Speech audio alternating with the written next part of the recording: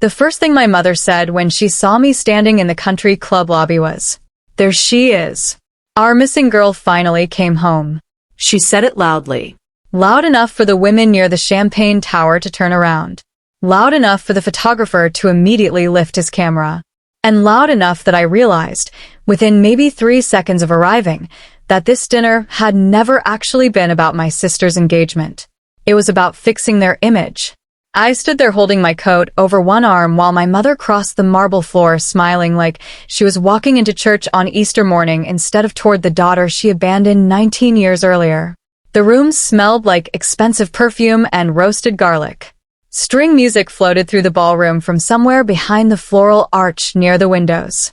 Nobody in that room knew what kind of people my parents really were. Not yet. My mother reached me and grabbed both my hands before I could step back. "Oh my God," she whispered dramatically, already tearing up. "Look at you." The photographer snapped 3 pictures in a row. Flash, flash, flash. I didn't squeeze her hands back. I didn't hug her either. I just looked past her shoulder toward the main ballroom where my younger sister Claire was standing beside her fiancé greeting guests. Claire froze when she saw me. Not shocked. Not confused. Guilty. There's a difference. And in that moment I knew immediately. She had known I was coming. But she hadn't expected me to actually show up. My father approached slower than my mother had. That was always his way. Even when I was little, he moved through uncomfortable situations like a man trying not to leave footprints. "Rachel," he said softly. I hadn't heard him say my name out loud in almost 2 decades. It sounded strange coming from him now, like hearing an old song in the wrong voice. "You look good," he added. I gave a small nod. "Thanks." My mother laughed nervously and touched my arm. "We have so much to talk about tonight." No. They did. I already knew everything I needed to know. Or, at least I thought I did. Because at that point, they still didn't know who I had brought with me. And they definitely didn't know what was sitting inside the leather folder tucked under my arm. My mother finally noticed the woman standing several feet behind me near the entrance. Tall. Gray blazer. Silver hair pulled neatly back. Calm expression. Watching everything. My mother's smile faltered for half a second.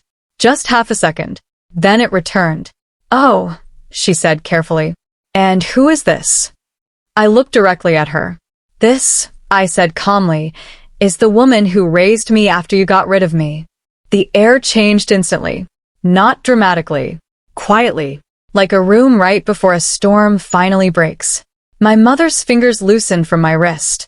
My father looked at the woman behind me again, more carefully this time. And, across the ballroom, my sister Claire slowly sat her champagne glass down without taking her eyes off me. "If you're listening tonight, tell me where you're watching from." I always read the comments later after these stories go up, and honestly it still surprises me how many people understand this kind of family silence better than outsiders ever could. And if you've ever walked into a room where people were pretending the past never happened, you probably already understand where this story is going. My name is Rachel Bennett. I'm 31 years old now. I live in Chicago. And for most of my life, my family told people I ran away when I was 12. That wasn't true. What actually happened was quieter than that, which somehow made it worse. Because nobody comes looking for a child when the parents telling the story sound calm.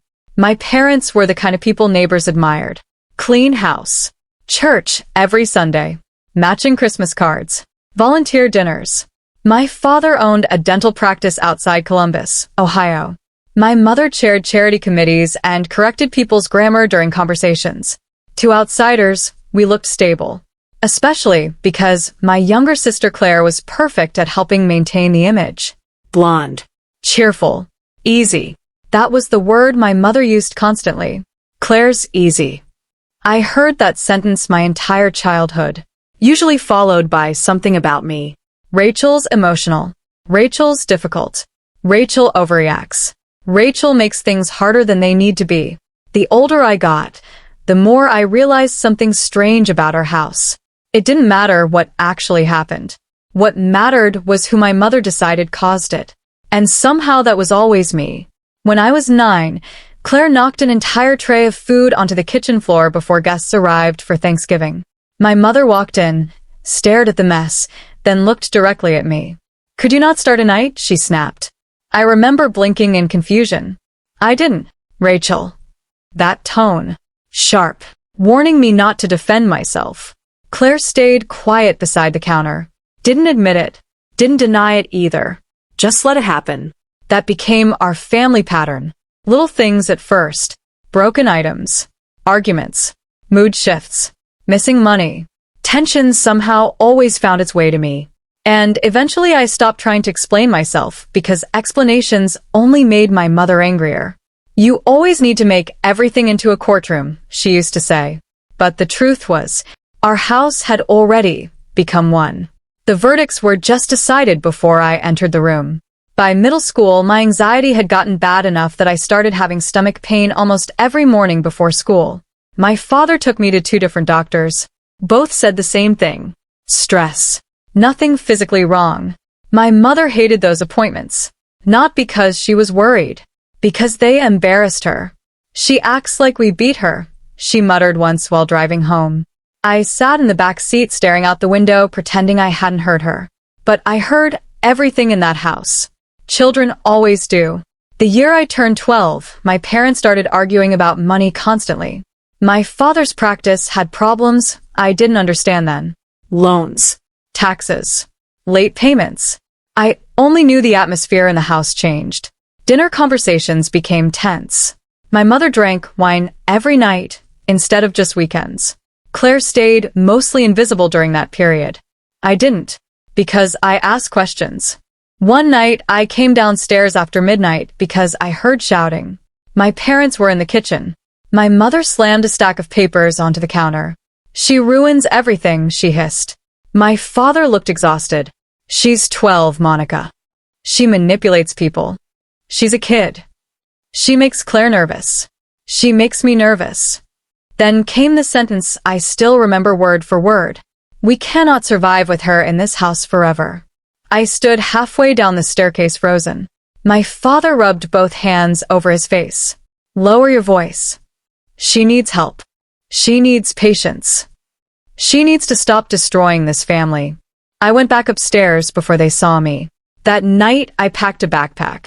Not because I planned to run away, because some part of me suddenly understood I might need to leave fast one day. 3 weeks later, my mother told me we were going downtown for appointments. Plural. She packed my bag herself. That should have been my first warning. The building was gray. County offices. Fluorescent lighting. A waiting room with old magazines. I remember every detail because children remember strange moments with terrifying clarity. The receptionist handed my mother paperwork. My father barely spoke. I asked twice what was happening. Nobody answered directly. Then a woman wearing a navy cardigan opened a door and called my name. That woman was Eleanor Hayes. At the time, she worked for Franklin County Child Services. And before that day ended, she became the only real parent I ever had. I didn't understand what my parents were signing until much later. Temporary behavioral placement. That was the official wording. The way the paperwork described it made it sound clinical, responsible, necessary. But sitting in that office at 12 years old, what it actually felt like was this: being calmly removed from your own life while the adults avoided eye contact. My mother spoke the most. Of course she did. She lies constantly. She destabilizes the home. She frightens her sister. She's impossible to manage. I remember staring at the edge of the desk while she talked because looking at her face hurt too much. Eleanor kept glancing at me during the meeting. Not dramatically, just watching carefully, observing. At one point she asked softly, "Rachel, do you understand why you're here today?" My mouth went dry. I looked at my parents. Neither answered. Finally I whispered, "Am I in trouble?" My mother exhaled heavily. "See," she said to Eleanor. Everything becomes emotional. That was the moment Eleanor realized something was wrong. I know that now. Back then I only knew she suddenly started speaking differently. More carefully. More formally. She asked my parents several questions they clearly didn't like. Had family counseling been attempted? Yes. Did the child present violent behavior? My mother hesitated, then said, "Not exactly." Had school disciplinary reports been documented? No, but had psychological evaluation been completed? No. Eleanor wrote notes quietly. My father looked increasingly uncomfortable, and for the first time in years, someone in a position of authority seemed less interested in my mother's version of events than my actual behavior sitting there in front of them. I remember Eleanor offering me crackers from a drawer because my hands were shaking. That tiny act nearly made me cry. Not because of the crackers. Because she noticed. Most adults in my life didn't. The meeting lasted almost 2 hours. At the end, my parents signed papers. My father signed quickly. My mother pressed so hard with the pen, it nearly tore through the page. Then they stood. Just stood. Like people finishing a bank appointment. I kept waiting for someone to explain when I was coming home. Nobody did. Finally, my father cleared his throat. Be good, okay? Be good. That was it. That was the goodbye. My mother adjusted her purse strap and avoided looking directly at me. Claire hadn't come. I never even got to say goodbye to her. After my parents left, I remember sitting completely still in the office chair holding my backpack against my chest. Eleanor remained quiet for a minute. Then she crouched beside me. Her voice was calm. You didn't do anything wrong. And I think that sentence changed my life more than any therapy ever could. Because no adult had ever said those words to me before. Not once. Eleanor drove me home with her that night because emergency placement housing was full. I didn't know then that it was technically temporary. I also didn't know temporary would eventually become 19 years. Her house smelled like coffee and laundry detergent. There was a yellow porch light on. A dog barked once from upstairs. Normal sounds. Safe sounds. The second you experience calm after chaos, you realize how bad the chaos actually was. That first night, Eleanor made tomato soup and grilled cheese sandwiches. I barely ate. She didn't force conversation. Didn't ask invasive questions. Didn't make me share my feelings. She just showed me the guest room and said, "You can lock the door, if that helps you sleep." I stared at her. She shrugged lightly. Kids sleep better when they know adults aren't going to come in yelling. I almost cried again right there, because she understood without me needing to explain.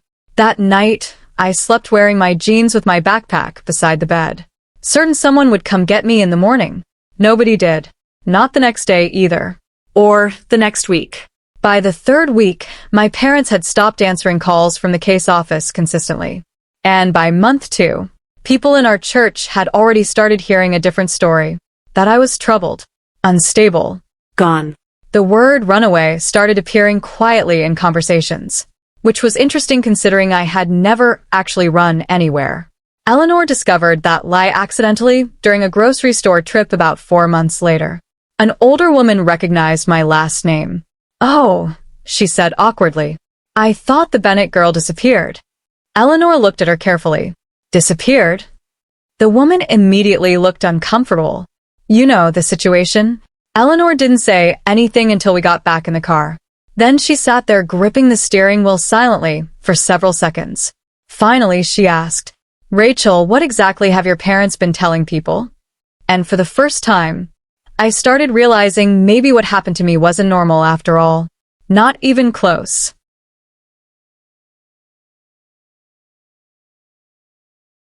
The first real crack in the story happened because of a church fundraiser.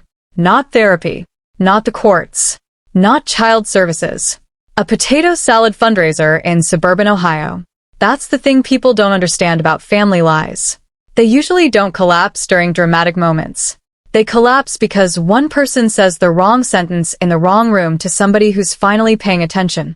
I was 13 by then. Still living with Eleanor. Still technically considered a temporary placement, even though everyone involved quietly understood my parents weren't trying very hard to get me back. At least not me specifically. Claire visited once during that first year. Only once. My mother brought her. They arrived 20 minutes late to a supervised family meeting downtown. Claire wore a pale blue sweater, and I kept twisting the bracelet around her wrist the entire time. She looked nervous. Not scared of me. Scared of being there. My mother did most of the talking. Again. We're trying to stabilize the household. Claire's grades finally improved. The home environment is calmer now. Like I had been carbon monoxide leaking through the vents. Not a child. At one point the caseworker asked Claire directly if she missed me. Claire looked at our mother first before answering. That hurt more than the answer itself. Sometimes, she said quietly. Sometimes. I remember staring at the table wondering if she realized what she'd just admitted without meaning to. That she needed permission before loving me. After the meeting ended, my mother hugged Claire tightly near the elevator while I stood several feet away beside Eleanor. Nobody hugged me. Claire looked back once before the doors closed. I still remember that look. Not cruel. Not loving either. Conflicted. Like someone slowly realizing they've survived by staying quiet too long. A month later came the fundraiser. Eleanor volunteered at St. Andrew's outreach events sometimes because she believed in helping people even when institutions failed them, which honestly was most of the time. I helped carry folding chairs that afternoon. The church basement smelled like coffee, bleach, and baked beans. Old women arranged raffle baskets near the wall while country music played softly from somebody's phone. I was stacking paper plates when two women near the dessert table started whispering. They didn't realize I could hear them. That's the Bennett girl. The runaway? No. Apparently she's with county services now. Such a shame. Monica always tried so hard with her. I froze holding the plates. The second woman lowered her voice. I heard the younger daughter was terrified of her. That one hit differently, because suddenly I understood how far my mother's version had spread. Not just difficult, dangerous. I walked outside before anyone noticed my face. The October air was cold enough to sting my lungs. I stood near the side parking lot trying not to cry because I was getting too old to cry every time adults disappointed me. A few minutes later, Eleanor came outside carrying 2 styrofoam cups of coffee. She handed me one without asking questions first. We stood there quietly. Finally, she said, "What did you hear?" I told her. Every word. She listened without interrupting. Then she looked out toward the street for a long moment before speaking. "Rachel," she said carefully, "adults sometimes create stories they can survive living with." I laughed once bitterly. "So I'm the story?" "No," she replied softly. "You're the evidence against it." That sentence stayed with me for years, because it explained something I'd never been able to name. My parents didn't just remove me from the house. They replaced me with a version easier to defend publicly. A troubled daughter. An unstable girl. A runaway. Because if people believed that story, then they never had to answer the real question. What kind of parents surrender one twin child while keeping the other? That winter, Eleanor officially applied for long-term guardianship. She didn't tell me immediately. I found out accidentally because I'd gotten into the habit of noticing paperwork. Children in unstable situations always notice paperwork. Folders. Envelopes. Voices lowering in kitchens. I came downstairs one night for water and saw documents spread across the dining table. My name. Case numbers. County forms. Eleanor quickly started gathering everything together. Then stopped. She sighed. "You weren't supposed to see this yet." I stood there frozen. Am I being moved? No. Then what is it? She hesitated carefully. "I'm trying to make sure nobody can keep disappearing you whenever it becomes convenient." That was the first time I realized she was angry. Not emotional. Not dramatic. Angry. And somehow that mattered more. Because Eleanor wasn't the kind of person who reacted quickly. If she got angry, it meant something serious had happened quietly over time. I sat down slowly at the table. What did they do? She rubbed one hand across her forehead, then finally told me the truth. My parents had repeatedly delayed mandatory reunification evaluations, missed appointments, ignored recommendations, failed follow-up requirements. But meanwhile, they continued publicly telling people they were trying everything. I felt physically sick listening, because even then part of me still thought maybe they missed me. Maybe they just didn't know how to fix things. Eleanor seemed to understand exactly what was happening inside my head. "Rachel, in 12 months, how many times have your parents called you directly?" I opened my mouth, then closed it again. Not once. Every communication had gone through offices, caseworkers, meetings. Procedures. Never me. Not even birthdays. Eleanor reached across the table and slid a tissue box toward me without making a big emotional scene. That was another thing about her. She never performed comfort. She just quietly offered it.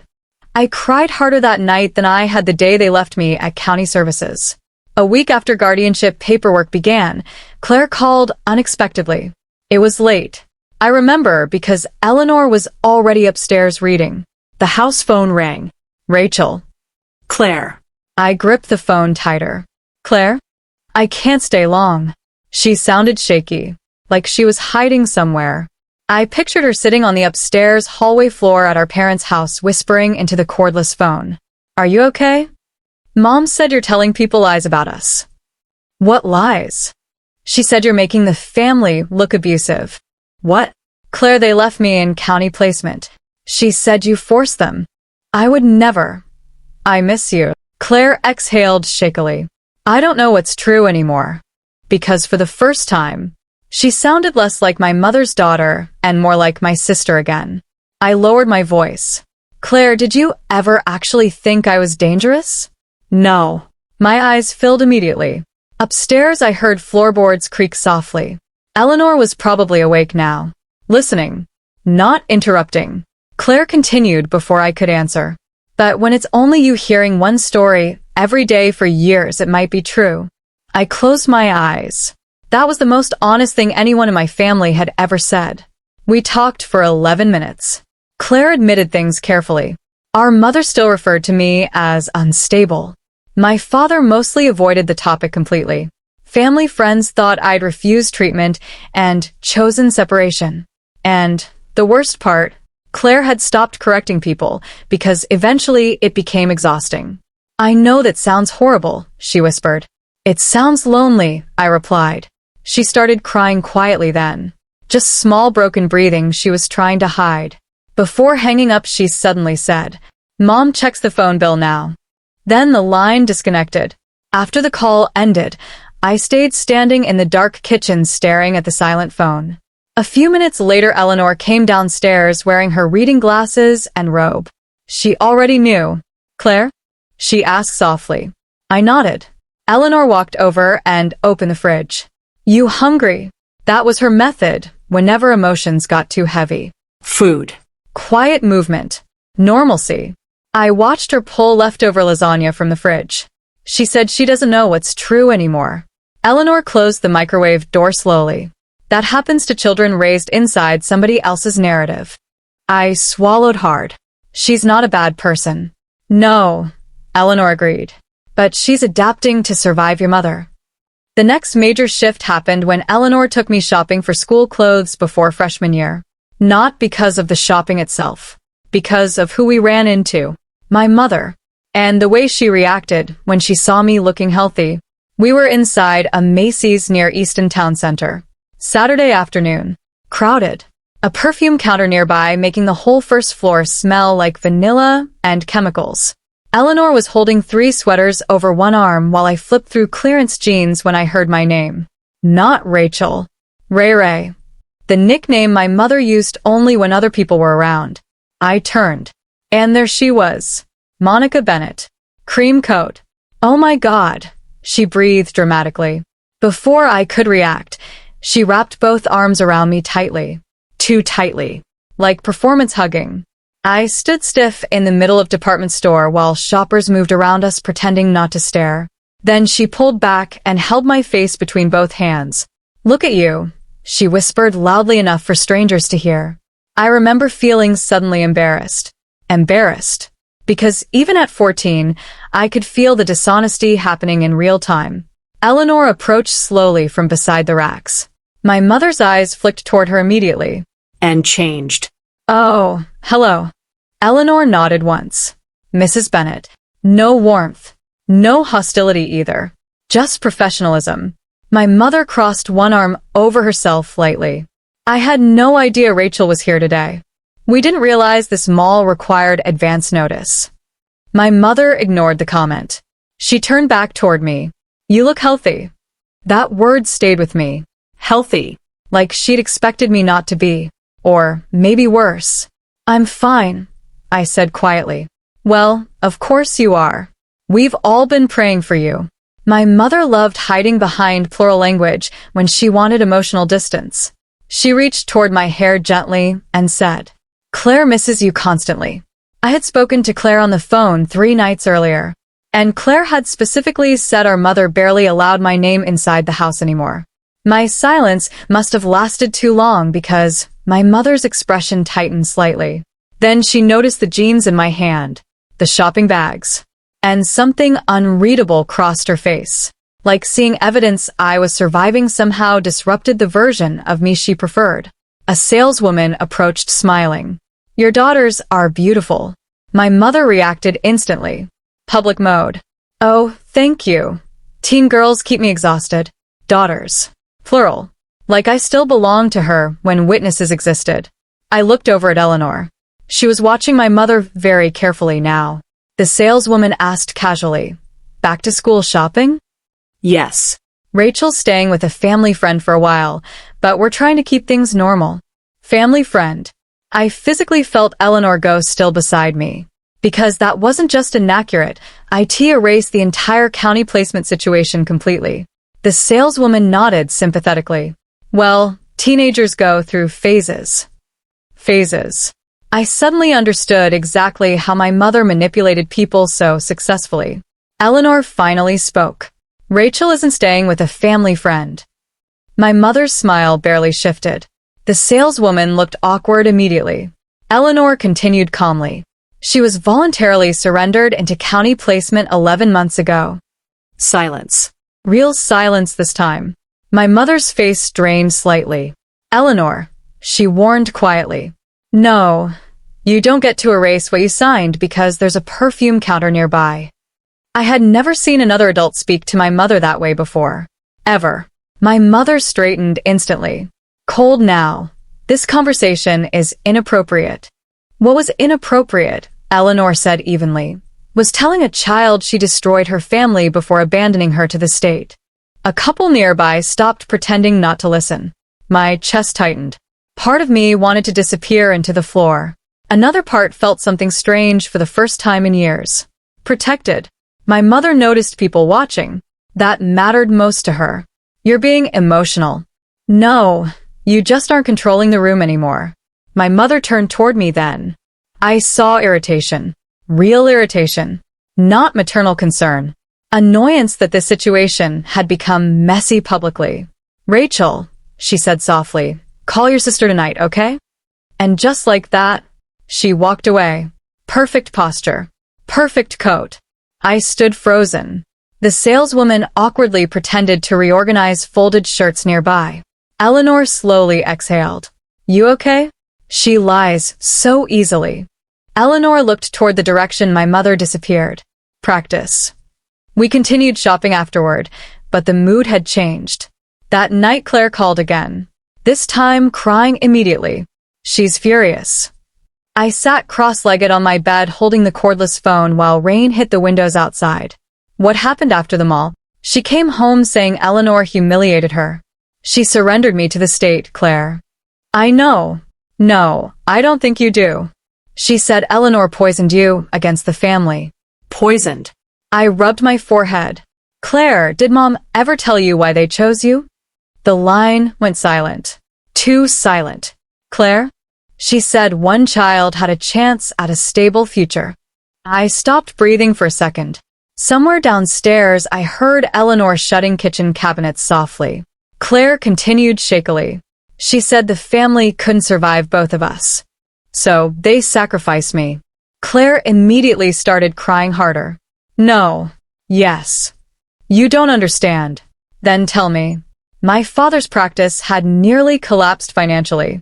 There had been debt, second mortgages, private loans, constant fighting, and according to my mother, my anxiety, therapy appointments, and behavioral issues made me the expensive child.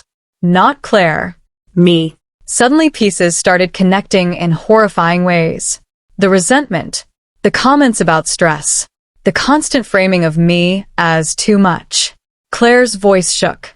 She said one child needed protecting. From what? From becoming you. That sentence stayed with me for years. Not because Claire meant to hurt me, because she sounded ashamed saying it. Until then, part of me still believed my mother acted emotionally. This sounded strategic disguised as concern. Clarity is much more dangerous. You start building a life outside it instead. And that's exactly what Eleanor helped me do over the next 15 years. Without realizing that one day, millions of people were going to hear the story my parents spent 2 decades trying to bury. The next 15 years weren't dramatic. School. College. Jobs. Rent. Relationships that worked. Relationships that didn't. Life. Eleanor officially became my guardian when I was 15. The hearing lasted less than 20 minutes. My parents didn't attend. The judge asked whether anyone objected to the petition. Nobody did. I remember sitting beside Eleanor in a small courtroom feeling strangely numb. On paper, I became Eleanor's responsibility that day. In practice, she'd already been my parent for a long time. Afterward, she took me to a diner. Nothing fancy. Vinyl booths. Coffee refills. Waitresses calling everyone honey. She ordered pie. I remember laughing. Isn't that a weird thing to celebrate with? She shrugged. It's Tuesday. That was Eleanor. No speeches. And strangely enough, that healed more than grand gestures ever could. By 18, I stopped waiting for my parents to call.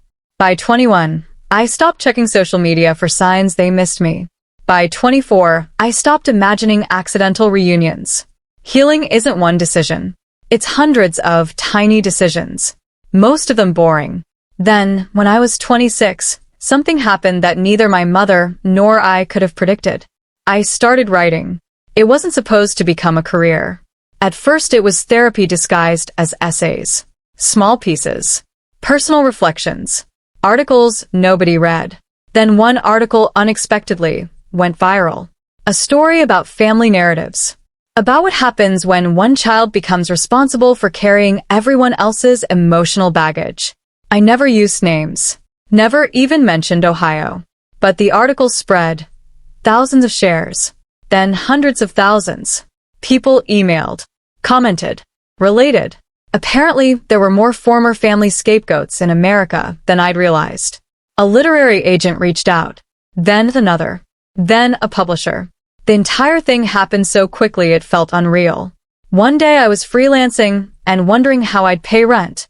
The next I was signing a book contract. Eleanor handled the whole thing exactly the way she handled everything else. With suspicious calm. I called her after signing. You don't sound excited. I am excited. You sound like somebody discussing grocery lists. She laughed. Rachel, I watched you survive Monica Bennett. Publishing doesn't scare me. I laughed so hard. The book took almost 2 years. I rewrote sections endlessly. Not because of legal concerns, because of emotional ones. Some memories felt dangerous to put on paper. Others felt impossible to explain. Eventually, I stopped trying to explain everything. I just told the truth. The book wasn't specifically about my parents. Not entirely. It was about emotional exile. About being removed from a family while still alive, rebuilding identity afterward. And somehow that connected with people. The book sold well, surprisingly well, then extremely well. By the second year, I was doing interviews, podcasts, regional television. First time I appeared on a morning show, I almost canceled. I hated cameras, but the host asked thoughtful questions. And suddenly opportunities kept arriving. Then came the interview. The one that changed everything. National television. Primetime. A host known for long-form conversations. The kind where guests actually talk instead of promoting things. My publisher nearly exploded with excitement. The network flew me to New York. Professional makeup. Studio lights. Green rooms. Everything felt absurd. The interview itself lasted almost an hour. Most of it focused on healing. But near the end, the host asked a question I'd never been asked publicly before. If your family watched this tonight, she said gently, what would you want them to know? The studio became very quiet. I remember looking down briefly, then answering honestly. I'd want them to know I stopped being angry years ago. The host nodded. And what replaced it? I thought about Eleanor. Our Tuesdays. About that porch light she'd always left on. Perspective. That clip went everywhere. Millions of views. Social media reposts. News articles. Comment sections. And, apparently, into my parents' living room. Because 3 days later, Claire called. For the first time in nearly 2 years. I answered immediately. Claire? She sounded shaken. Shaken. They watched it. My stomach tightened. Both of us knew exactly who they meant. What happened? Mom recognized herself. That answer surprised me. Not because my mother recognized the story. Because she admitted it. Dad didn't say much. Of course he didn't. No. Rachel. I mean, he literally didn't say anything. I frowned. What do you mean? He turned the TV off and walked out. That wasn't my father's normal response. Avoidance was normal. Silence was normal. Leaving the room wasn't. Claire lowered her voice. They've been arguing ever since. I looked out my apartment window toward the Chicago skyline. About what? The story. I swallowed. What story? The one they've been telling for 19 years. And for the first time, I got the feeling something much bigger was happening behind the scenes. Something neither Claire nor I fully understood yet. The biggest crack had already started. Inside my father's own conscience. The problem was, I wouldn't discover that for several more months. And when I did, it would completely change my understanding of why I was abandoned in the first place. In my life, I assumed I understood the story. Not every detail, but the basic shape of it. My mother wanted me gone. My father didn't stop her. Claire stayed. I left. Painful. Finished. What I didn't understand was that family secrets rarely stay frozen. They evolve. People age. Guilt changes shape. And eventually somebody gets tired of carrying it. 6 months after the interview aired, I received a package. No return address. No note. Just a padded envelope delivered to my apartment on a rainy Thursday afternoon. Honestly, I thought it was fan mail. The book still generated plenty of those. But something felt different. The envelope was old-fashioned. Handwritten. Careful block letters. No sender information. I opened it standing in my kitchen. Inside was a flash drive. Nothing else. No explanation. No letter. No instructions. Just a flash drive. I remember staring at it for several seconds. Then laughing. Absolutely not. Every crime documentary I'd ever watched suddenly became relevant. I set it on the counter. Made coffee. Came back. Then did what everyone eventually does. I plugged it in. There was only one folder. 23 scanned documents. At first, I didn't recognize any of them. Then I saw a familiar county seal. And my stomach dropped. Child Services records. Old ones. Very old ones. Some I'd seen before. Some I hadn't. The further I read, the colder I felt. Because these weren't random documents. Someone had intentionally selected them. The first few files contained intake notes, assessment forms, meeting summaries. Nothing shocking. Then I opened a document dated 3 weeks before my placement. And suddenly I stopped breathing. It was an internal recommendation. A county counselor had written, "Child presents with anxiety symptoms but demonstrates no indicators of aggression, violence, or threat to family members." I reread the sentence twice, then 3 times. Because one of the central justifications my mother had repeated for years was that I made Claire feel unsafe.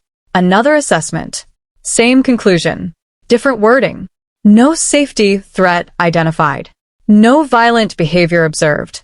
No evidence supporting emergency removal. Outside, rain tapped against the windows. Inside, 20 years of assumptions were beginning to crack. Because if professionals repeatedly said I wasn't dangerous, then why had placement happened? I called Eleanor immediately. She answered on the second ring. "Everything okay?" "No." The word came out faster than I intended. Within 30 minutes, I was sitting at her kitchen table. The same kitchen table where half the important conversations in my life seemed to happen.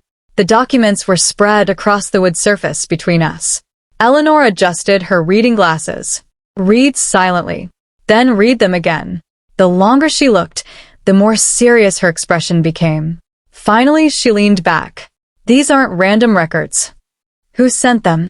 Eleanor folded her hands together. I have a guess. My stomach tightened. So do I. We both said the same names simultaneously. Your father. Silence. Not because we were certain, because it made the most sense. My mother would never. Claire didn't have access. County employees couldn't legally release half these files. But my father? If he'd quietly requested records years earlier. If he'd kept copies. If guilt had finally become heavier than fear. Because if my father sent them, It meant he wanted me to know something. the question was what? Over the next few weeks, Eleanor and I went through everything carefully, line by line, date by date, and eventually a pattern emerged, a disturbing one. Every professional who evaluated me reached essentially the same conclusion. I needed support, Therapy. stability, but not removal, not abandonment, not foster placement. Yet somehow placement happened anyway. I remember sitting at the table one evening while Eleanor highlighted dates. Then suddenly she stopped. What? She slid a document toward me. A financial disclosure form, attached accidentally to another report. I stared at it, then frowned. Why is this here? Eleanor didn't answer immediately. Instead, she pointed to a date. 3 days before my placement. Then another document. Same week. Then another. My pulse quickened. Because suddenly the timeline lined up. Exactly. The financial crisis. The debt. The loans. Everything Claire had mentioned years earlier. I looked at Eleanor. I think your mother told the world this was about behavior. My chest tightened. And I think it was about money. The room felt smaller, hotter. I stared at the paperwork, the dates, The debts. the counseling recommendations, the sudden placement. And for the first time, a horrifying possibility appeared. What if I wasn't removed because I was difficult? What if I was removed because I was expensive? The therapy appointments, the complaints, the resentment, the comments about stress, the way my mother always described me as a burden instead of a child. Suddenly, everything looked different. 3 months later, Claire called again. This time, she sounded nervous, terrified. Rachel. What happened? Mom found out someone sent documents. I sat upright immediately. How? Dad. My stomach dropped. What about Dad? He's leaving. The room went silent. My father? Leaving? After 25 years? That made no sense. They've been fighting constantly since your interview. What does it have to do with anything? Because Dad finally admitted he never wanted you gone. For a second, I honestly thought I'd misheard her. What? He said Mom gave him an ultimatum. She told him one daughter was destroying the family. What are you saying? He chose the marriage. There it was. The truth. My father hadn't fought hard enough. Hadn't protected me. Because he surrendered. And that realization hurt more than believing he hated me. Because hate is simple. Cowardice is complicated. After we hung up, I sat alone for a long time. Until then, I'd believed my abandonment was a united decision. Now I understood it had been a negotiated surrender. And the most shocking part? The real public exposure hadn't even begun yet. Because a month later, Claire called with an invitation. An invitation my mother desperately wanted me to accept. An invitation connected to Claire's engagement. An invitation that was supposed to repair the Bennett family image. What none of them realized was this. By then, I already had the documents. And I wasn't walking into that room alone. The woman who raised me was coming too. And she was carrying something far more dangerous than anger. Proof. The invitation arrived by email. From my mother. The subject line read, Family Celebration.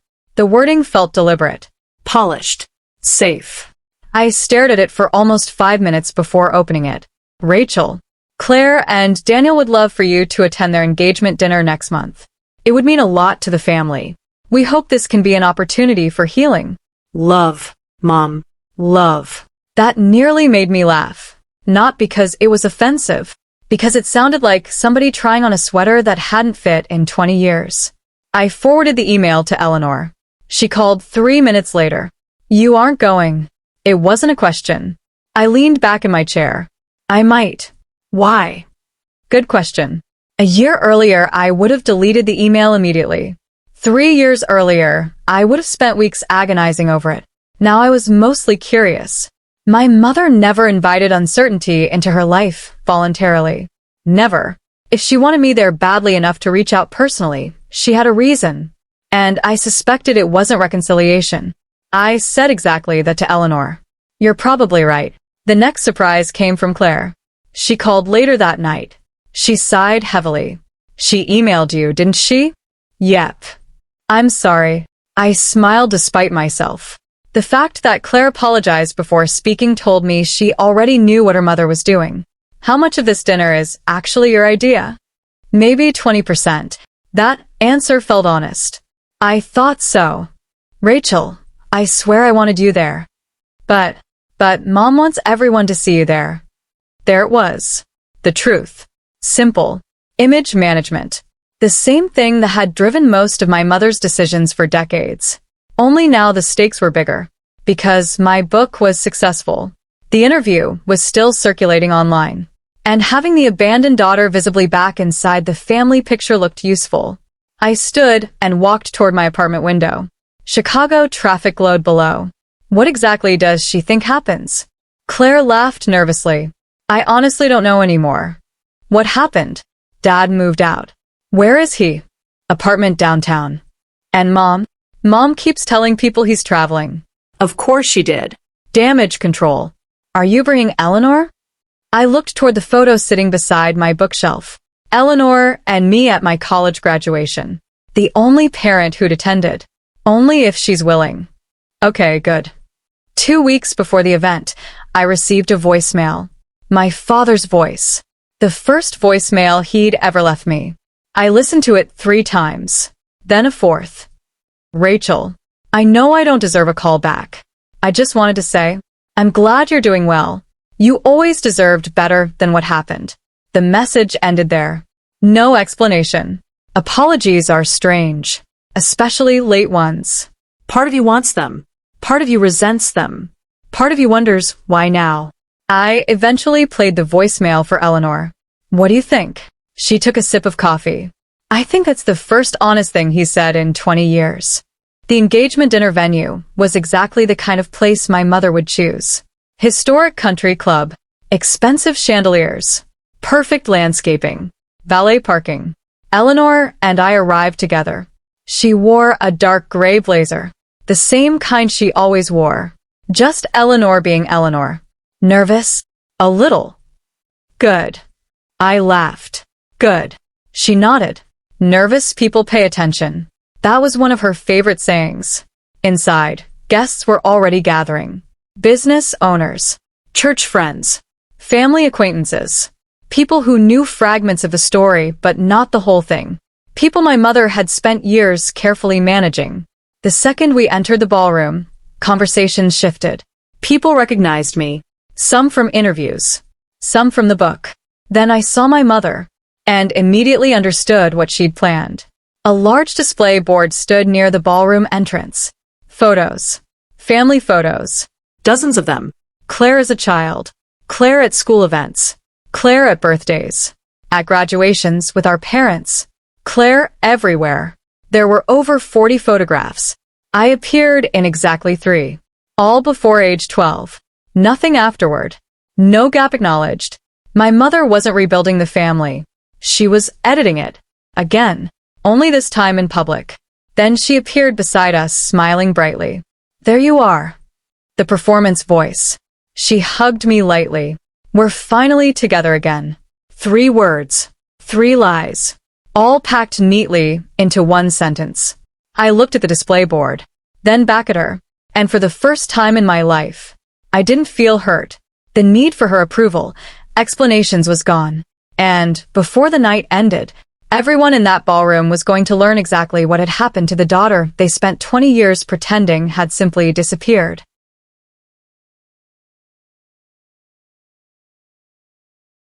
I stood near one of the side tables with Eleanor while my mother floated from group to group greeting guests. She looked happy. Every few minutes I caught people glancing toward me, then toward her, then back at me. Servers moved between tables carrying wine glasses. The string quartet played near the windows. Guests laughed, posed for photos, complimented Claire's ring. One woman approached me, mid-60s. Friendly smile. "I loved your book." My mother appeared almost instantly. "Oh, wasn't it wonderful?" The woman smiled. It was heartbreaking. My mother's expression flickered. Heartbreaking wasn't the narrative she preferred. Heartbreaking suggested accountability. The woman turned toward me. "You were incredibly brave." Before I could answer, my mother gently touched my arm. "We're all so proud of Rachel." The public version. The supportive mother. She kept smiling until the woman was out of earshot. Then the smile vanished. Instantly. The switch was almost impressive. "Can we please get through tonight without making things difficult?" "That depends." Her jaw tightened. "On what?" "Whether you're planning to keep lying." She inhaled slowly, controlled herself, then walked away. That told me everything. Because innocent people usually ask which lie. Guilty people already know. An hour later, dinner began. Claire and Daniel sat at the head table. My mother beside them. An empty chair on her other side. My father's chair. People noticed. My mother repeated the same answer every time. Business trip. Then speeches started. Daniel spoke first. Short. Sweet. Heartfelt. Everyone applauded. Then Claire stood. Immediately, I noticed she looked nervous. Not wedding nerves. She unfolded a small piece of paper, looked around the room, and froze. For several seconds. Completely froze. The room became quiet. Daniel touched her arm gently. "You okay?" Claire nodded. Then she looked directly at me. Across the ballroom. Straight at me. She took a breath. My family taught me a lot growing up. The room smiled politely. Expected speech territory. And one of the things I've learned recently Pause. is that families can tell stories for so long that eventually they stop noticing whether those stories are true. The room changed. My mother slowly lowered her wine glass. Claire continued, voice shaking now. "When I was younger, I believed a lot of things because they were repeated often. My sister was one of those things." My mother whispered, "Claire." Warning tone. Claire didn't stop. For the first time in her life, she didn't stop. She looked at me, then back at the guests. My sister didn't leave our family. The room went completely silent. You could hear silverware settling onto plates. My family left her. Nobody breathed. Nobody spoke. Nobody knew what to do. My mother stood up. "Claire, sweetheart." "No." Claire's voice cracked. But she kept going. "No more." The entire ballroom stared. I looked at Eleanor. She wasn't surprised. Almost like she'd been expecting this. My sister was placed into county care when we were children. Whispers started. Confused ones. Shocked ones. My mother's face had gone completely white. Then something unexpected happened. A voice spoke from the ballroom entrance. Male. Quiet. Steady. I think the rest should be told properly. Every head turned, including mine. My father stood in the doorway. For a second, I genuinely thought I was imagining him. He looked older, tired, who hadn't slept properly in months. And under one arm, he carried a folder. The room parted automatically as he walked forward. He reached the head table, set the folder down, looked directly at my mother, 25 years of marriage sitting between them, and finally said, "You told everyone she was the problem. You told everyone she ran away. You told everyone we had no choice." My mother's eyes filled with panic, real panic, because for the first time, the one person who had always protected her version of reality was refusing to do it. Thomas. He shook his head. No. And said the sentence that ended everything. "We chose one daughter over the other." No drama, just truth. Simple, brutal, final. The ballroom erupted into whispers. Some people looked horrified. Some confused. My father opened the folder, removed several documents, then handed them directly to Eleanor. Not me. Eleanor. She accepted them quietly. My father looked at me. I should have stopped it. I am sorry I couldn't. Finally, I felt surprisingly calm, not victorious. Just calm. Because the thing I'd spent years wanting wasn't revenge. It was reality. My mother sat slowly back into her chair. The story she'd built her entire life around had collapsed. And she had no replacement. Real life doesn't work like that. Claire started crying. Daniel wrapped an arm around her. Several guests quietly stood and left. Someone whispered. She gave up on her own daughter. That too, when she was a child. Another voice. What kind of cruelty is this? Then another voice. She lied her whole life. What a pathetic mother. I looked at Eleanor. She gave a tiny nod. Mission accomplished. Truth delivered. Nothing left to prove. So I stood, picked up my coat, and walked toward the exit. No speech. No dramatic finale. The real ending came later. Months later. In ordinary life, Claire postponed the wedding because she wanted to figure out who she was outside our mother's influence. My parents divorced the following year. Quietly. Without public statements. Without explanations. My father spent a long time trying to build a relationship with me. Some attempts worked. Some didn't. Forgiveness isn't automatic. My mother sent letters. Several. I read too. Saved the rest. Maybe someday. Maybe not. Eleanor retired 18 months later. We celebrated with dinner at the same diner where she'd taken me after the guardianship hearing. Same booths. Same pie. Same terrible coffee. She laughed when I pointed it out. You always complain about the coffee. It's objectively awful. Yet you keep coming. She smiled. That smile remains one of my favorite memories. 2 years after the engagement dinner, Claire had a daughter. One afternoon, I found myself sitting on a blanket in a park holding my niece, while Claire watched nervously. The baby grabbed my finger. Claire laughed through tears. We looked like sisters again. Not perfect sisters. Just real ones. Which was better? Today my life is quiet. I like it that way. And if there's one thing this entire story taught me, it's this. Being rejected by the wrong people does not reduce your value. It only reveals their limitations. The hallway light Eleanor always left on is still there. I still see it every time I visit. Small. Ordinary. Patient. A reminder that home isn't always where you're born. Sometimes it's where somebody chooses you. And keeps choosing you. Even when they don't have to. Before I go, I want to ask you something. Who do you think was most responsible for what happened? My mother? My father? Or the people who stayed silent? And if you were in my position, would you forgive them? Let me know in the comments. I'd genuinely like to hear what you think. And thank you for listening tonight. Please don't leave without a like and subscribe to channel. You might want to share with someone who can relate to the story. I'll see you in the next one.